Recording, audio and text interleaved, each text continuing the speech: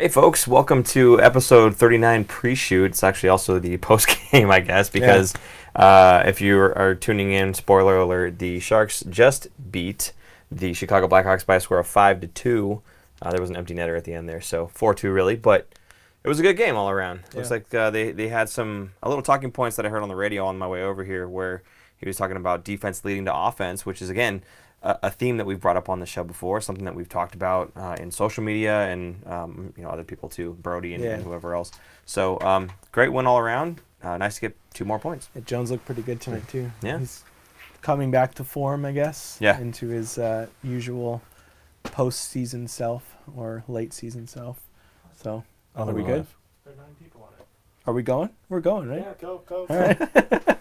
Yeah, obviously we had technical issues we had. Yeah, we got some gremlins. It seems like we try to work these out every week, and just every week they come and bite us. But we are still here, and we will continue to take your comments and your questions, which we also have Super Key Grip Joe back in the house today. So he's here to take your questions for you. Thank you.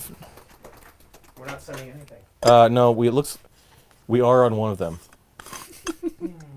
I just sent the link to the other one, and if hopefully I'll redirect people. And see us, say something. If you can hear us and see us, go ahead and give us your comments and questions on whichever stream we're looking at right now. Yeah, it's been a night for super producer Jason. He's having a rough go. Running in and out, He's in and out, in and out. all over the place. Poor guy. Yeah, I know. I feel bad for him. If we had any idea what we were doing on the technical side, we would absolutely step in and help out. But unfortunately, we're just pretty faces, and not even pretty at that. Wow. So radio faces.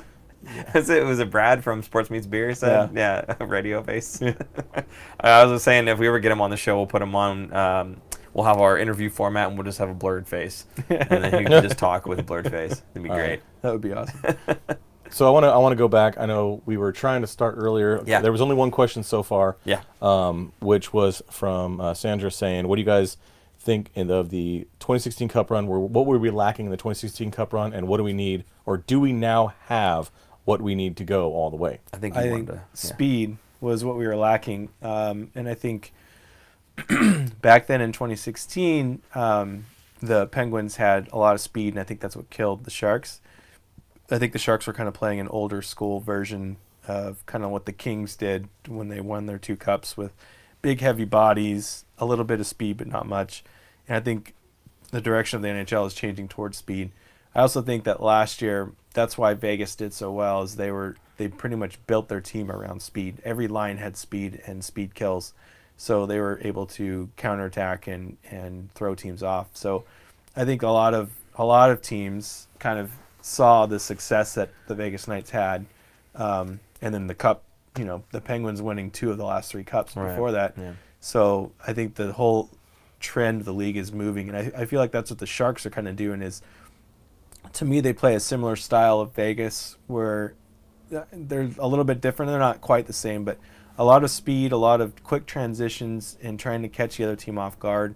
And what the Sharks do, what the Vegas doesn't do, is throwing their defensemen in, because we have 2 Norris Trophy defensemen, and the Vegas Knights, that's kind of their Achilles heel, is not having anyone in the back that can really do that. Yeah.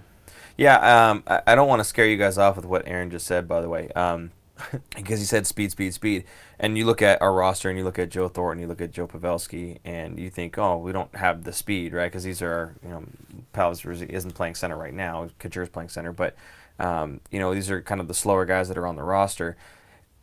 There's foot speed, and there's playing the game fast. And if you can get the puck to Jumbo, and he has time and space, the pass he's going to make is going to beat anyone's foot speed. So it's not just speed from the skates and down, right? The legs down. It's speed in how fast you can think the game, how quickly you can make the pass across to beat someone else who's out of position. Those types of things. So it's playing the game quickly, playing the game fast. And yes, all teams do that. And foot speed is a very big part of it. And that's how you get those breaks and everything. But I don't want to scare you guys off of what we think is a Stanley Cup contending team, just because we've got some guys who are maybe at the back nine of their careers, if you will, a little bit longer in the tooth, and they've not got quite the foot speed that some of the other guys have, because they'll play the game in a way that they're able to beat guys who are faster than them because they're making smarter plays. Right. So yeah, I just don't want to. I don't want you to think that, oh, we have slower guys, that means we're going to lose. That's not the case. Obviously, Thornton's having a great year, and Pavelski's killing it right now. So yeah, well, I was just going to add on to both Yeah. your points. It's like the speed is definitely important, but if you don't know where to be, you can get there as fast as you want. It's not Right. going to help. yeah, You know. I think a lot of another thing the Sharks do is they have, well, when Carlson's in, he's hurt now, but Carlson and Burns, they can make those long stretch passes out of the back to spring a breakaway. And you see Kane do it a lot, where he kind of cheats a little bit out of the zone early to kind of get behind the defenseman right by the blue line, and he's gotten several breakaways because of it. Because of his speed, Yeah.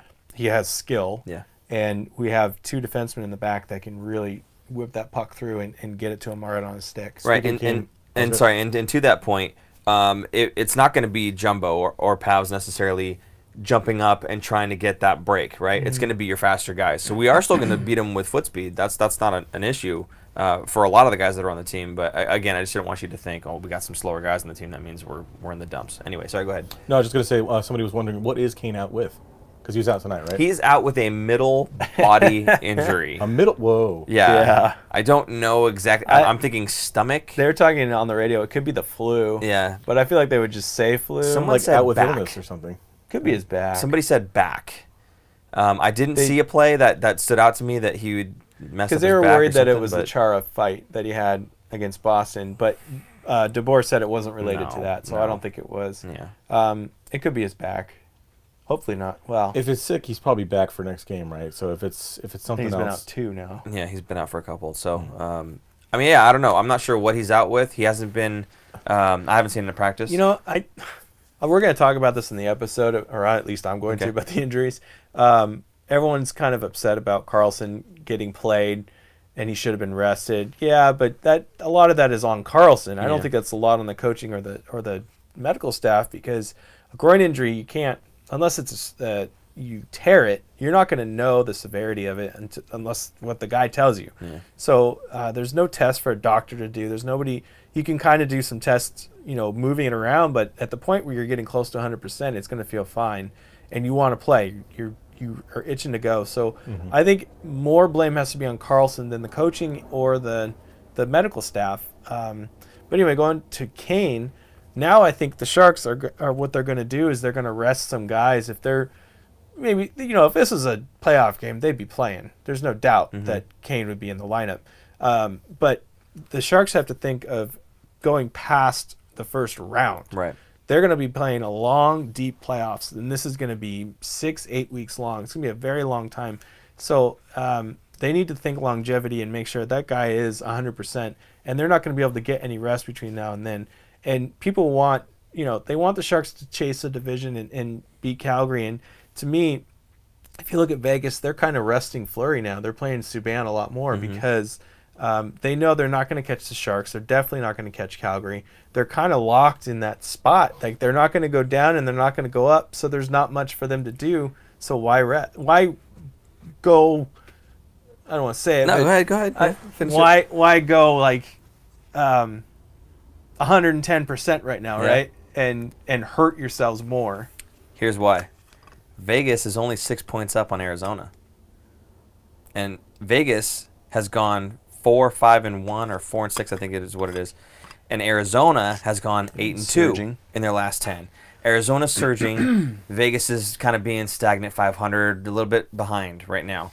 So they can rest Fleury, that's great, but at the end of the day, they're going to need to start picking it back up. Otherwise, they're going to find themselves in the wild card spot, and Arizona is going to be playing the 2 seed. Now, wouldn't that be nice to be playing Arizona instead? I don't know. In my opinion, I would rather have Arizona than... That's what they're looking for is a first round. I'd So I almost wanna- rather have Vegas than Arizona. Think so? Yeah. I feel like we can play better against Vegas than Arizona. Arizona is just the slower defensive sluggish game. If you watch those, they're so boring. They're so awful. They bore you to sleep. I don't like Fleury. I don't like going up against Fleury. And I think his magic is done. I think he's... All right, well, All-star again this season, and you're not going to play Subban. You're going to ride I Fleury the know. entire I know. playoff. I So know. You're going to be up against Yeah. this guy the whole time. You know, some people noted that Aaron is doing his best just to jinx us right now. So that Kane, I think the same guy. Hang on, let me find it. Jason saying Kane actually might be out with a lawsuit condition, but speculation, all speculation. But back to the first show, we had one other remark, and I want to make sure I hit it because Christopher Lindsay here is asking again. Okay. Just what are your guys' just thoughts on Haley so far? Playing well good. these last He is couple what games. he or- is. He's good. Look. He's not going to come out and wow anybody. It's not an acquisition that cost us anything. He's a fourth line guy that's going to go out there, It give did you some cost us grinder minutes. Praplin. Yeah. Okay. Technically, yes, he cost us Praplin, and I said that last episode. I said we traded for Haley, so it was a waiver pickup, but it was a trade because we gave Praplin away for future considerations, aka Haley, really. Here's a thank you gift. Exactly. So, he didn't. Even then, Praplin. Okay, was this guy going to be on the NHL roster? Probably not. So I don't know. We didn't really give anything up for him, right? And again, giving them Praplin was on Doug Wilson saying, "I want to do this." It wasn't part of a condition. Like he has to make that trade. He decided he wanted to get that player. So the Haley acquisition for me is just a smart move.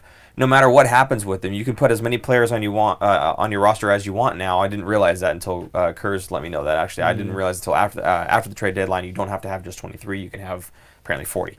But yeah, so I just think that the Haley acquisition was a smart move. If you don't like him, you bench him. That's it. You're done. I don't think Haley's gonna play every single game between And now that's and the it. end of playoffs. Yeah. So- he might not even make the lineup in playoffs, which he didn't 2 years ago when he was on the team and they went to the finals. And or not the finals, but I think it was. I So forget when he was on. he can basically then take up some minutes of the people because Nicholas Egan's saying, should we push the team to try and win the division or make sure everyone's healthy? Well, Healthy. I don't know. I mean, you're not going to just say, okay, we're going to sit back and take second. You could go for the wins, but it's up to Calgary too. If Calgary's Right. going to keep Yeah, getting you're points. gonna go for the wins regardless. Well, whoever you're throwing out there is not gonna go, it's okay. Carlson's sitting out today. We don't have to win. That's not how it's gonna go. They're gonna go full bore Right. The whole time. It's a matter of if you're gonna play those guys who are 80%, 90%, and hopefully they don't. Right? They shouldn't be playing those guys. They should get them well rested, ready to go for the playoffs and whatnot. But I think the guys that you throw out there on the ice, there's no way that they're gonna go out there and think, whatever, right? They're out there to impress too. Right. They want a roster spot when the playoffs come around too. So they're going to go out there and they're going to try hard. Resting those guys is giving other guys more minutes that they wouldn't normally get, giving them another look, giving them some confidence that they can go into the playoffs. Like, someone gets hurt in the playoffs, we can plug this person in. So it And builds chemistry and Confidence. everything. There's And confidence in that player and confidence for the player himself to be able to go out there and play with whoever because he knows he's been plugged out there before. If the Sharks were battling for a playoff spot, like in that 8th Yeah. seed, they would be playing these guys. Yeah. But there's no reason for them to if they're not 100% healthy. And on that point where it was the question is back to the question, do we want to rest these guys up and make sure they're 100% for playoffs or do we want first? What good does it really do to take first in the division so that you play a team who's not that much worse than the other team that you would probably have to play, right? And then maybe you get past that round and maybe that guy gets 2 more weeks of rest before the second round starts up, but now you've worn out everybody else on your team because, you know what I'm saying? So it just doesn't make sense to me. There's a lot of maybes. I think, overall these guys are professional athletes and they want to play and they want to compete. So they're going to go out there for the win. I think the Sharks are just they're in a good spot right now because, the nights where we don't see good performances, it's like, cool, throw that one away and let's go to the next one. Yeah. Whereas like the Blackhawks who are like, they need points right now. And they go out tonight and they look good through 40 minutes and all of a sudden, Taves and Kane could have broken thumbs right now. They're playing. Exactly. You know what I mean? They need the points. For us, it's not that we absolutely need the points, but whoever you throw out there, again, they're going to go for the win. It's not like anybody's going to sit back. It's just a matter of, if you don't play Carlson, there's a higher percentage chance that you're not going to get first. That's fine. Take second or third or whatever it is, but make sure that those guys are healthy because whoever you're playing, look, the playoffs are a long grind. So it's not like you could just get past, we have an easier seed in the first round. Great. Once you get past that, you've got all hard competition coming up. So it might bite you 2 weeks. Look at but Jack Frost brings up, he goes, do you ever feel like San Jose is playing too well? We all know what happens to teams who win the President's Trophy. Just ask Washington. And just ask the Sharks the year before that, right? I mean, that was... Yeah. That was a while ago. It was a while ago. I I don't think there's a curse, okay? There's no curse of President's Trophy winning teams. And if there is, great, Tampa Bay. Right. See ya. You know, I don't- that makes it a whole lot easier, doesn't it? I don't think Tampa is going to make it to the finals. I don't think so either. I feel like last year they lost to Washington in Game 7, I think it was, in the conference finals. I don't think they're going to get kicked out in the first round, but I just feel like I don't know. Stuff happens all the time in the playoffs. Yeah. Teams change. They have a deadly power play, but as we've seen, the calendar switched to March, and all of a sudden the refs swallow their whistles. Right. Yeah. If you're For Sharks if you're a games, right? disciplined team, that doesn't mean anything, especially Right. in the playoffs. So I don't know.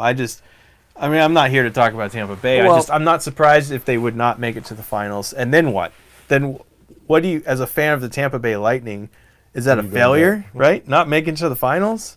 So I understand what he's saying, and you don't want to put all that pressure on you. And I think that's part of the reason why the Sharks are just kind of we're in a good playoffs. We're in a good spot. We're going to make playoffs. Yeah. Who cares? Let's try and get home ice. If we don't, we don't. So There's no then- easy road to the finals. Yeah. There's no easy road to a cup. Speaking of finals, Aaron, Dennis wants to know: do we really have what it takes to win the cup?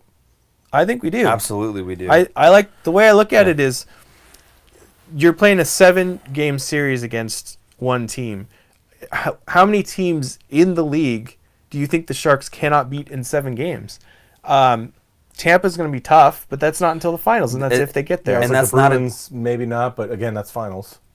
The Bruins, Even yeah. the Sharks lost the Bruins 4-1, but the Bruins are super hot right now. They're beating everybody just now. They weren't doing that earlier in the season. I don't see them as deep or as strong.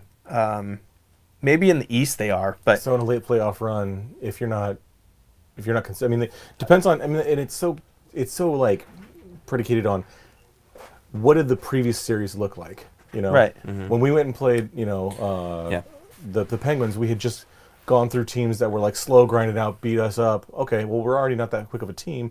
Now we got to fight, and it's like, well, what was the Penguins run like? Right. So Yeah. yeah, and we can't look at just the Eastern teams either. Right. It's a long way to get to the Cup. 'cause So there's, Nashville, Winnipeg. Winnipeg, Yeah. who's not playing very well. Who's the other? Calgary. I even think we can beat Calgary. There's not any team that currently plays that I think we cannot beat in a 7-game series. I think there are teams that are going to be more difficult for us to beat in a 7-game series. And I'm not saying we're going to sweep anyone. No. I'm just saying, Yeah. in a 7-game series, I think, and what I think this team does really well is they get their butts kicked, and they turn around and bounce back. bounce right back. So they could lose a playoff game 6-1. Everyone's like, "Oh, this team, they're choking again. It's awful. Trade everyone. Fire DeBoer. Fire Wilson." And then they turn around and they win. And then everyone's like, "Oh, they're the greatest team ever. They're going to the finals." It's just this is It's a not roller what we coaster. do in the show. It's not such a roller coaster of emotions. All right. Well, I'm and gonna the thing to remember too is, again, in a regular season, you're not playing the same team, potentially 7 times in a row. If you were, like baseball, for instance, you'd probably be able to employ a deeper plan for beating that team because you've got them kind of in a stretch. With the way the NHL season is, it's this team and then that team and then this team and then this team and that. It's all over the board, right? So you don't really get a chance to hone in on that one team and their tendencies and really grind out the strategy that you're gonna employ to beat that team, right? Line changes and that kind of thing, they take much more of an effect during the playoffs than they do during the regular season. Yeah, you have line matches, but during the playoffs, it becomes that much more amplified. And so I think when you look at teams, and this is us saying, is there any team that we cannot beat in a 7-game series? I say no, because not only are we deep, right, at every position, I still think the goaltending is not the issue. I think it's the team defense allowing people to come in and make these line rushes and whatnot. A lot of it is, missed spotty defensive coverage and whatnot as well. But anyway, I think that we're one of the deepest teams, if not the deepest team in the league. And it's just one of those things where I don't see us getting clobbered by anyone. If I was a different team in the league, call it Chicago, do I think Chicago could beat Tampa Bay in a 7-game series? No, absolutely not. If I'm a Chicago fan and I have to go up against Tampa Bay, I'm thinking right away, there's no way we're going to come out of this alive. As a Sharks fan, I don't care who you put us up against. There's no team that I go, we're not going to make it out of this alive, even if we don't. But there's no team right out of the chute that I'm going, we're not going to beat them, right? And so again, we are a very deep team. We're a very complete team. Doug Wilson's done a marvelous job putting this roster together, making acquisitions to make us even deeper than we already were, which is ridiculous. And I just don't see it. I don't see us going up against a team and going, man, that team's got our number. They're going to wipe us out. So speaking of team depth, Bone Diggity wants to know, when Kane comes back then, who's out of the lineup? Fourth line was real hot tonight. Love the way Haley was playing. He plays with a physical presence that other teams take note for sure. It's not a problem of who comes out now. Oh, how are we going to fix the line? It's options. Yeah. This is the blender. This is what DeBoer likes. He likes having his blender going. He likes having the options. If someone's playing well, we saw it tonight. LeBanc made a bad play. He got demoted, right? Then Nyquist took him 3 games. All of a sudden, he's up on the Couture line now, right? So it's not so much, oh gosh, what are we going to do with all these great players? It's, we have all these great players, right? So It's a great problem. Yeah, it's a great problem where you're able to shift guys around and find combinations that work. It's not about limiting this guy's minutes now. It's about what combinations are going to work the best. And I think what we've got is a really great opportunity with all the guys that we've got that are playing really well. Even Marcus Sorensen. Sorensen's not a superstar. He's not a guy that stands out. But alongside Joe Thornton, he has been a threat this season. And he may not be, a 20-something goal scorer right now, but, I mean, he's been putting the puck in the net, and he's getting his chances, and it has a lot to do. Another one tonight. Yeah, he had one tonight. Yeah. It has a lot to do with playing alongside Joe. I think we talked about this a long time ago. Couture said it probably a month ago now. Like, in the playoffs, your first and second lines cancel each other out, and it's your third and fourth lines that are really the difference makers. And I think right now, the Sharks' third line, I don't even know who. Maybe Winnipeg can kind of match it in a little bit. And Calgary in a way. We're Calgary in a struggling. We're different struggling way. to think of teams that can Right. match, right?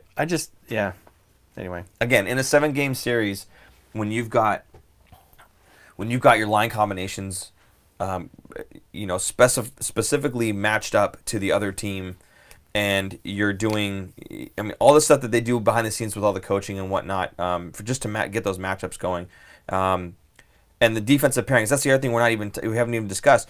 The defensive pairings, they have to try to match those. yeah. Right? They have to figure out who they're going to put on the ice when Burns is on the ice. Do you remember And then when Carlson's on the ice, Do you right? remember that clip when Carlson was on Ottawa? And Oh, they yeah. were playing LA? Yeah. They were playing the Kings. They asked and Brown. it went to overtime. Yeah. And who said it to Brown?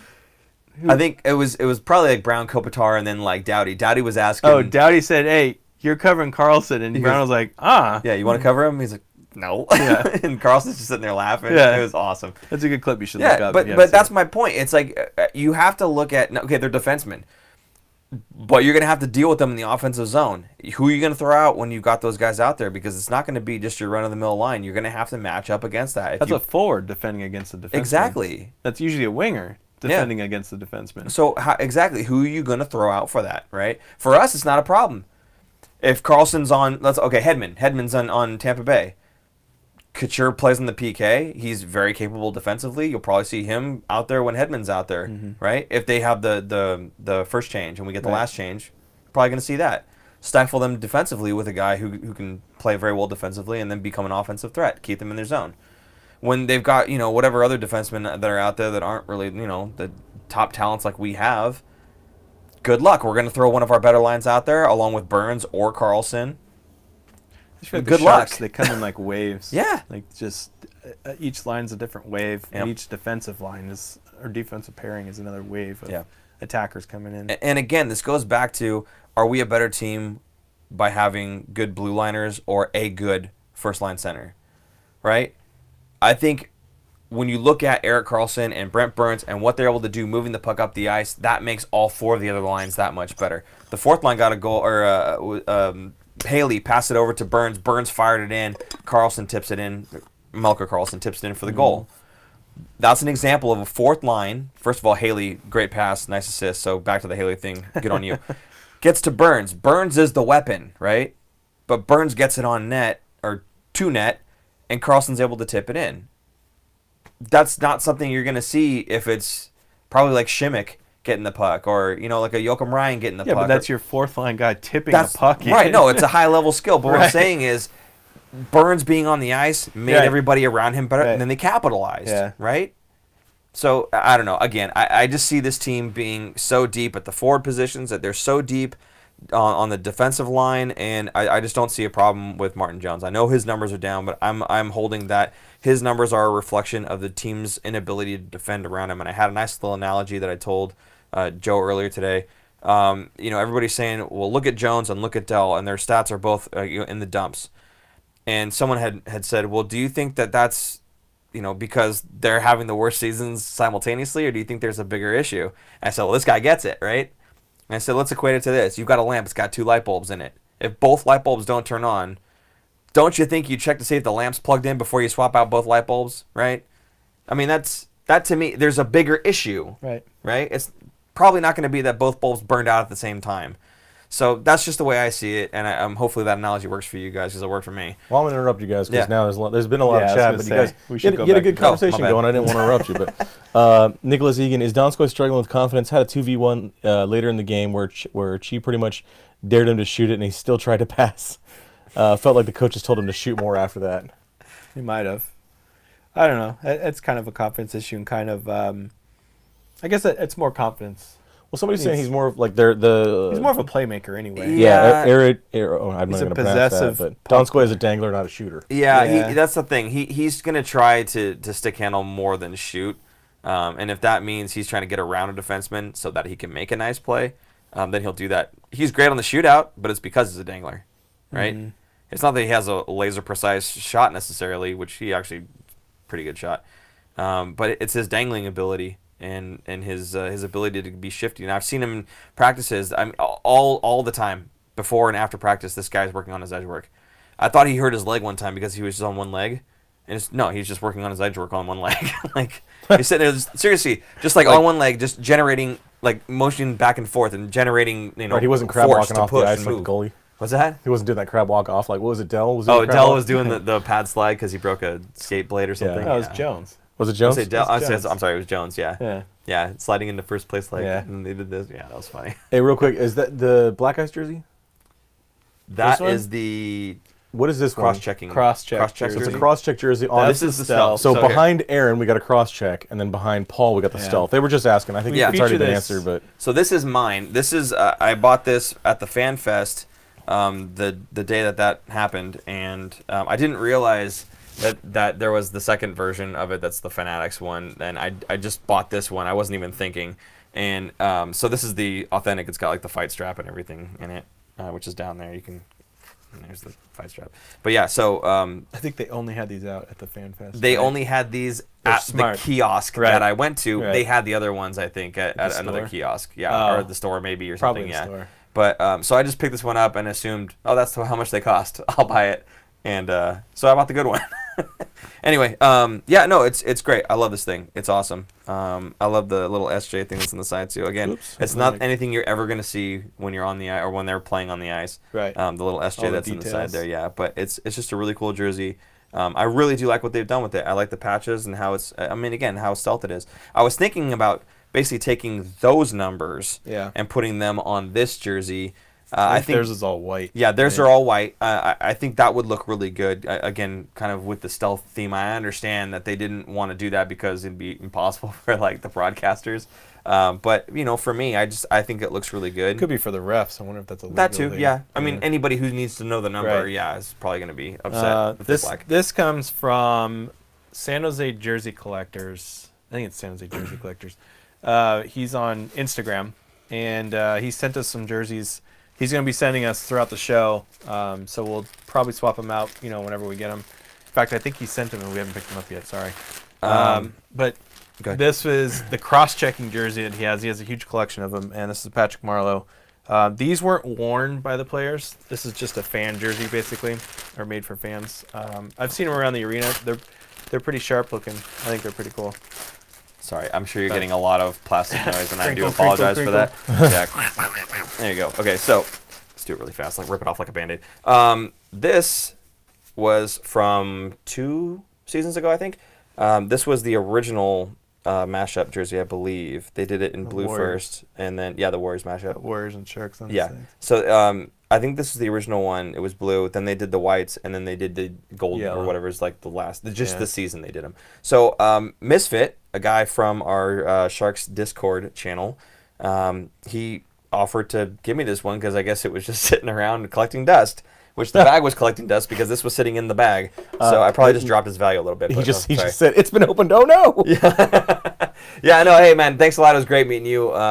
So glad you got to go check out a really good game too. That's awesome. By the way, he's from recommendation- Utah, so he made the flight down here just to give me this jersey. Yeah, right. No, he went to go check out the game, and he's got some work stuff going on. But thank you very much. I really do appreciate it. Anybody else, again, if there's anything you want to, have us display on the show and or donate or whatever, more than happy to take those things. Aaron broke my Nolan point. A couple times Bobble. over. His head and his legs. Yeah, it's right here, and He's can't gonna play in show the you playoffs because still, it's though. too gory. So we're gonna skip on showing that one off. By the way, real quick, Yeah. and then I want to actually go back to stuff on, but Okay. somebody recommended maybe just teal numbers on that jersey too. Yeah, could be good. Could be good. But I don't know. I'll have to see. I think you should Teal do look pretty teal good, with actually. a white outline and stand out a little bit. I don't more. really want the white though. I want Just it to like a stay border. stealth. You know what I mean? Alright, That's whatever. why I was thinking those because it has the teal outline with the black. Black. But I could see teal numbers being good. Yeah.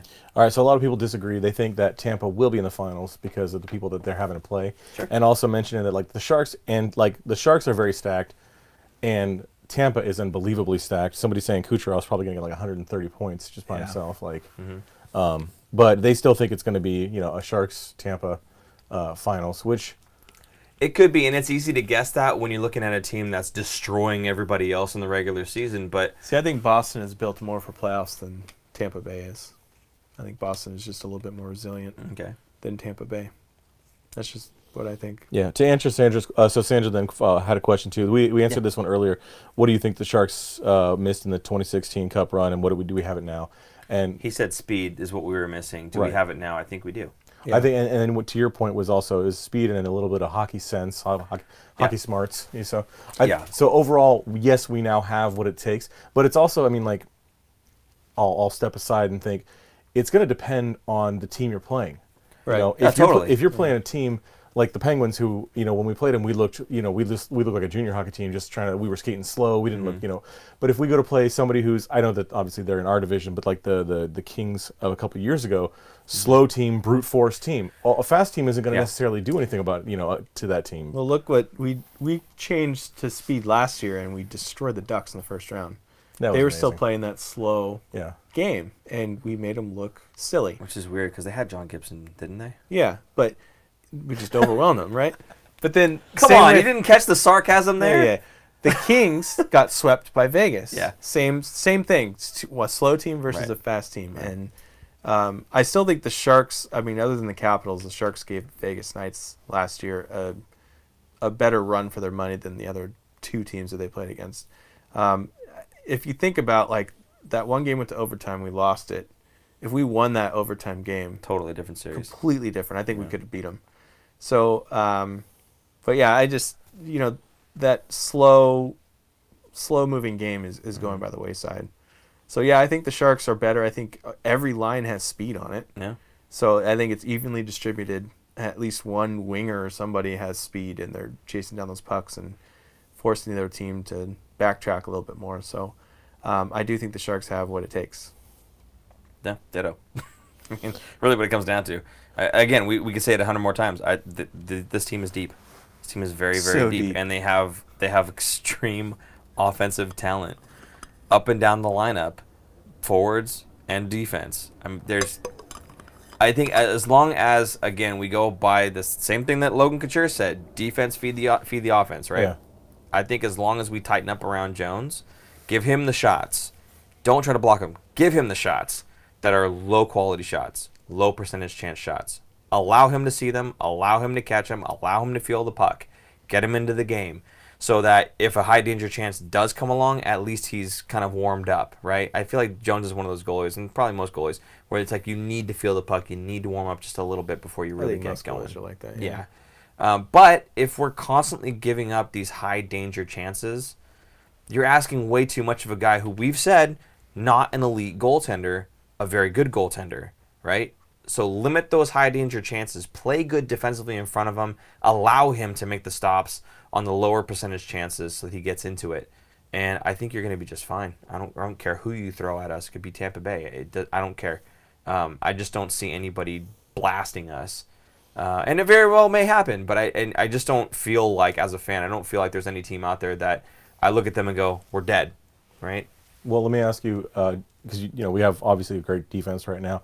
If Carlson is out, this is brought up. If Carlson is out, do you trust Heed in his place? Yeah.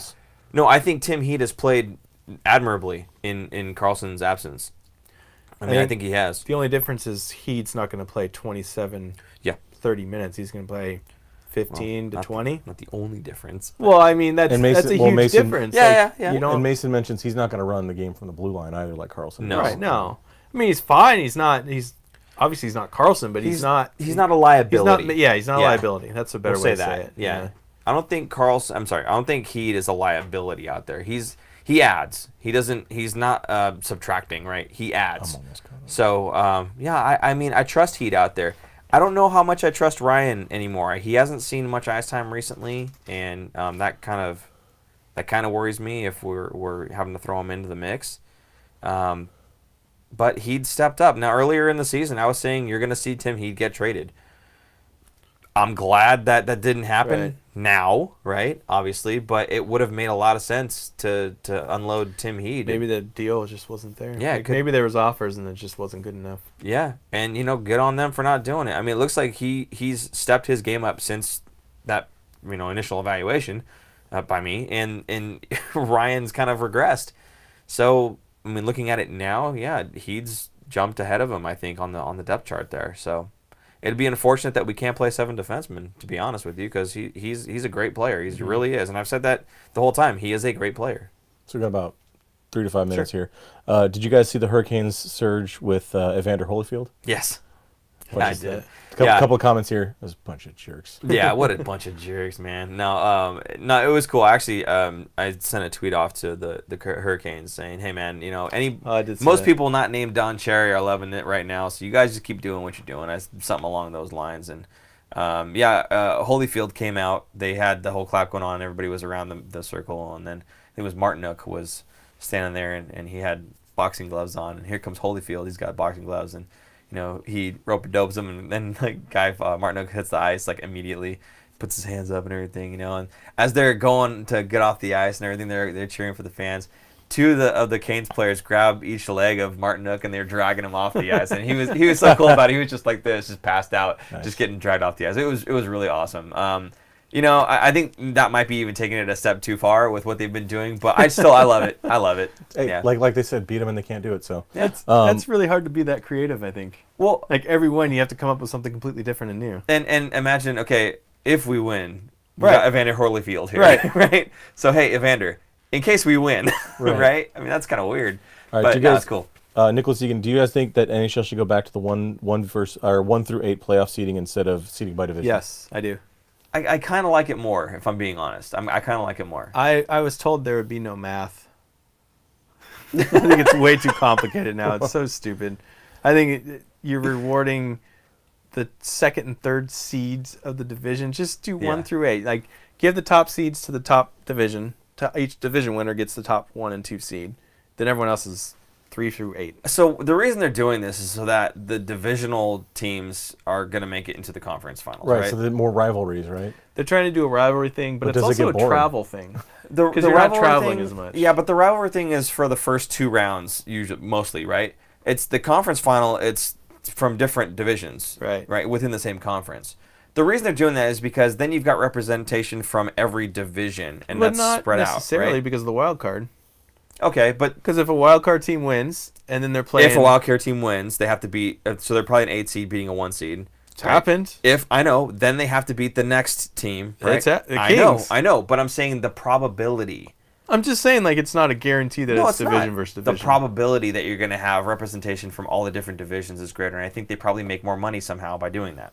I think it's less travel, and that's part of it. Maybe. So we got 1 more minute here. Yeah. Quick question from Mason asking, how much hockey? I mean, it sounds like Aaron watches a lot. I'm not sure. It might be for the fantasy stuff, but how much more hockey do you guys watch, or is it just the Sharks, or other than the Sharks? That is. I'm more involved. I think overall NHL more than Paul. Yeah, I'm pretty much exclusively just watch Sharks.